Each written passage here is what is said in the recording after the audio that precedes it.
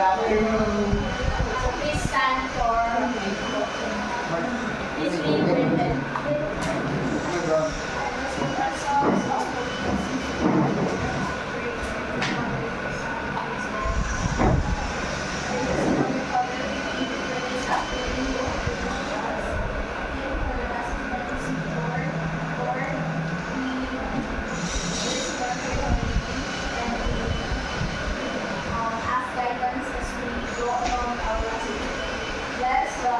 Bless our teachers, Lord, as they may teach us today the lessons, and I hope, Lord, that we'll learn something new.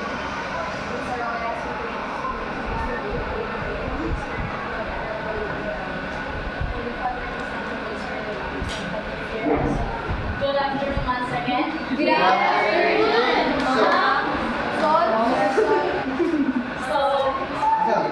Please say makainom ko sa discuss ni Miss Christine James Pada last Monday. Dayan. Christine. It's all about the market of the customer, the types of customers, and the target customer. Okay, so discuss ni Christine last Monday is all about discuss about the types of customers. So example, the new customers, mga discount customers, no? Ano ito, no? Yes. Okay, so now let's dive into our new topic, which is the customer persona. So,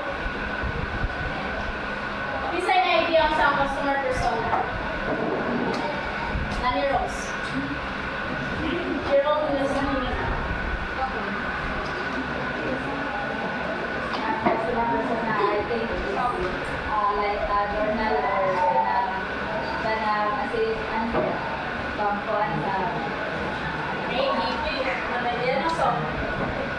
For anything else, so we have here the objective. So identify the customer persona, create a customer personas of desired user of your product, and also value the importance of creating a customer persona in your business. So what is user persona? So when you say user persona, it is a short fictional profile of an ideal user or customer. So meaning user persona is more siya o resume sa mga consumer. Meaning resume sa mga kanang outlet trabaho, pero more siya resume sa mga ideal ng customer. So personas help find the ideal customers in real life situation in order to test the product in real people. So mga entrepreneurs, ganito nila kanang hindi nga user persona, kaya parang itong ibawa nila kisa dito nilang ideal na customers o kisa dito lang mas mapuntahan sa ihap itong product. So this user persona includes a fictional name and photo. Important demographics, ang sunan sa customer persona is mga sunan is background, personal background, mga professional background sa isa ka customers. User needs, desires, goals, motivation, activities, pain, points, and goals. So except for the name and photo, all details are from real user data or customers that have been served and market research for customers that the entrepreneur would like to reach. So being customer persona is mukha na siya o form, which is form nga magkailapan sa mga customer. Pero ang iyaha itong feature name is kanang di kanang itong ilaha juga. Laki ang feature, pero ang iyaha mga background, personal background, mga condition background is sa tinuod na customers. So we have here the step in making the customer persona. So first is create a feeder. Please read Marvin. Another consists of affix is choosing picture na quote which sums up what's the most important to the persona that is related to the product and or service offering. So what is fictitious name? Gerald, kung sa'yo mo nasa tansa ng fictitious name? Fictitious name is Morgan and Bianca. Yes. No, ang kanang username name, yes, mga assumed name, or kanang itong mga pinuan, or itong mga yes, then ang kanang ang header niya is, kung sa may process of header ba, sa ibutang sa Teachers, name, mga nickname. Yes. Ano siya ibutan sa akin? Kanang babaw. So, nanong ibutan man kay Google, sabi ka mga ano man, sa kay purpose niya nung kanang di, mga kwan na mga ano ibutan. For confidentiality. Marla? Confidentiality. Or anonymity. Okay. For the safety for sa customers, mga na ilang purpose nga ng mga kwan na mga ginagawa.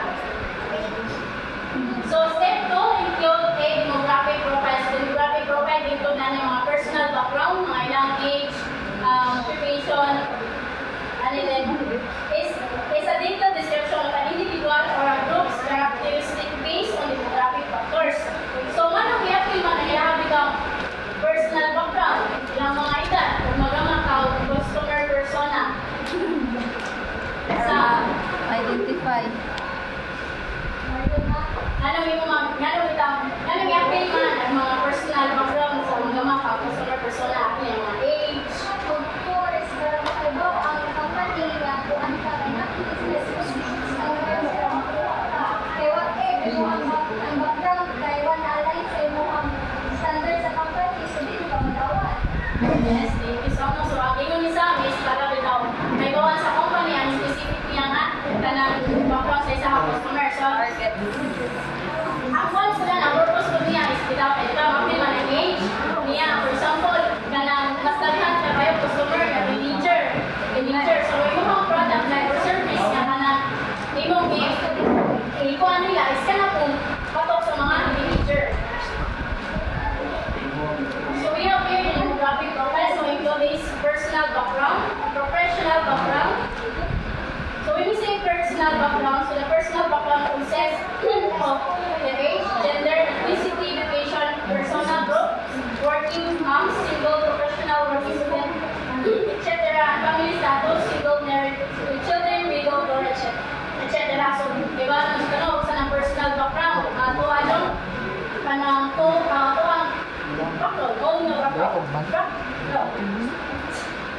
Okay, so professional background. So when we say professional background, it contains detailed identification, income level, and work experiences.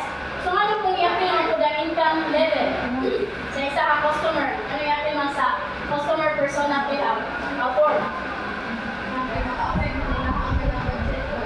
Yes, no? Kaya kung maibawan ito nimo, afford ka sa customers ang iyong product or service na i-offer nila.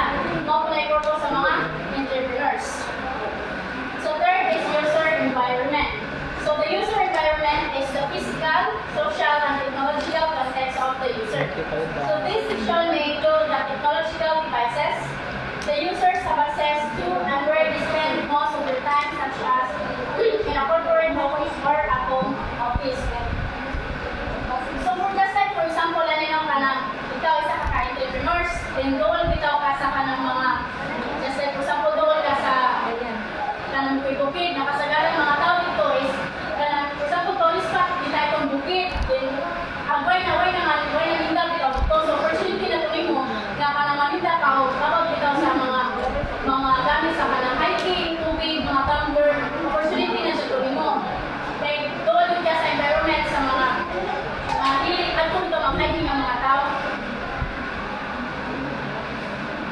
Then last is psychographics. So psychographics contain facts, for example, attitude, interest, motivation, and pain points. So this profile makes the entrepreneur understand the reasons for the user's behavior regarding the use of company's product or service. So piling psychographics, ano siya makita niyo mo kung sa dyan. Yan na makita niyo mo dili kung sa dyan purpose sa kanang customer na nung gamit sa products ninyo or sa services ninyo. Mahimpot ang dahil kung mga pain points na natin discuss ni GJ. So, kakan po mga challenges at mga customers na kanabitaw, kakan sila mga needs na dapat itatag nila. Mga nabitaw entrepreneurs is dapat maibawan yung mga sa joy kanang needs na jud nila kayo para mga na imuhang i-product or i-service. So, step 3 include inputs. So, please read Mia. Inputs.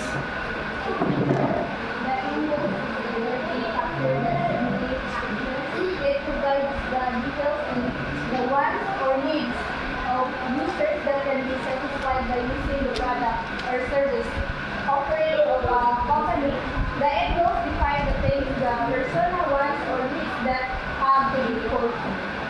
Okay, so in goals mo ni siya ang mga goals sa mga customers nga need nimo i-fulfill as a entrepreneurs. Just like for example, karon nga nagingit ko sa mga goals okay, sa mga customers. Book now. Ano na? Yes. So, ikaw, customers, dapat siya na nag-i-fulfill. Opportunity nito nga mulo, mag-inuha ikaw business. And also in goals for the final resort, results or achievements that you want to reach after doing certain tasks or activities. So they are your ultimate targets. For example, if you are studying every day, your end goal to be pass an exam with a high score. You're the finish line that you're aiming for your plans. So, mo ni siya, end goals mo ni siya, isa ka, finish line, para ma-aim mo ang imuhang plans nga maglulog daot o business. So, dapat ibawon ka ng mo, minsan sa tayo needs, mga tao, yan na. Oo, minsan needs nyo lang na may mga okay, so step 4, include a scenario. So, an everyday life scenario is a story that describes the interaction of the use to a product and or service in a particular situation to which this end goals. So, para ma-reach kaya ang end goals, dapat na siya ibuhaton bitaw ng activity. Na siya ibuhaton para bitaw, for example, ang iba ko itong ginom yung halo-halo. So, dapat na siya ibuhaton nga ka na dili kaya kung magama na business tayo or product services nga dayon-dayon na. Di ba dapat na kung may ibuhaton nga, kaya for example, mukuhan ka nila o free discount, mukalit ka ng free isa. Yan na ganit. Yes, dapat na kayo buhaton. Then, dapat na kayo yung product is kuhan, na affordable. Kaya makulfit sila lang. So, the scenario details the when, where, and how the story happens. So, atin yung mga kuhan, unsa, asan yung ikuhan ang yung mga service or product, asan yung siya ipakuhan sa customer. Unsa kung yung siya pa ka ng sa tawag na ipagpakuhan sa customer nga mahalin yung products pa. Then, the scenario is normally from the angle of the persona and it describes important details about the product. Ano po na time is magamit ka pagmura o iba ka ng, for example, madung ka o mga barangay, ka ng mga certain activities ba or promote kita ka sa imuhang product which is agana kung imuhang customer is na po gana nga barangay. So these are the example of user persona. So mo siya ang name. For example, siya ang name o homeowner Harry. So wala siya na ang full name. Mo siya ang fixed use name. Mga binuang na name. Then, yes, mga binuang ba. Ano lang on ground details sila.